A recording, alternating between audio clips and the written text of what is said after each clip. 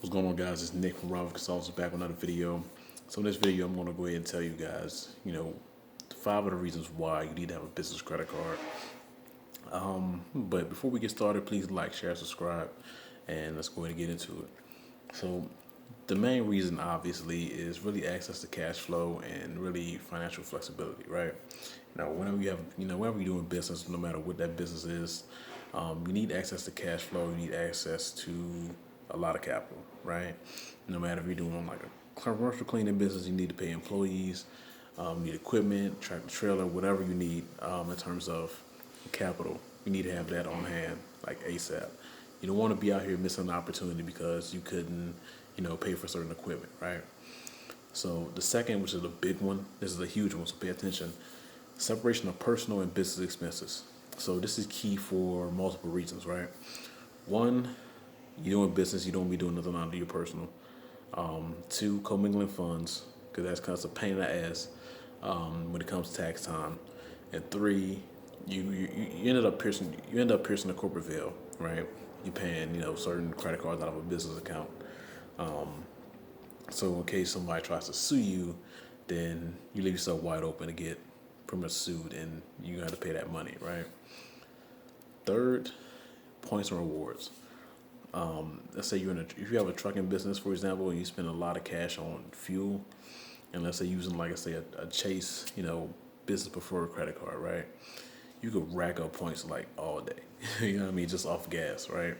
You can constantly just pay that back, and constantly rack up points for free travel, right? I'll do a video about that later.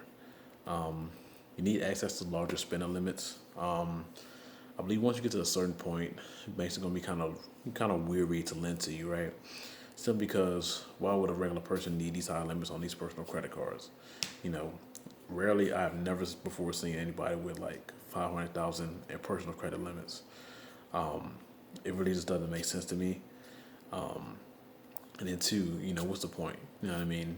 If you max that out, that's a lot of freaking money that you got to pay back. You have to pay it back.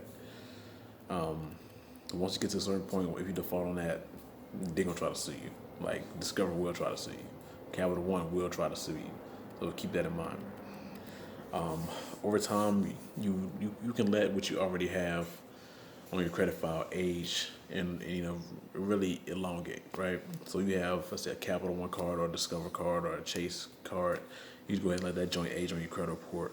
And occasionally you could ask for a credit limit increase and dispute the inquiry and get it off, but over time you're just letting everything you have when you file age, which is a great thing. And by that time you should be in the high 700s.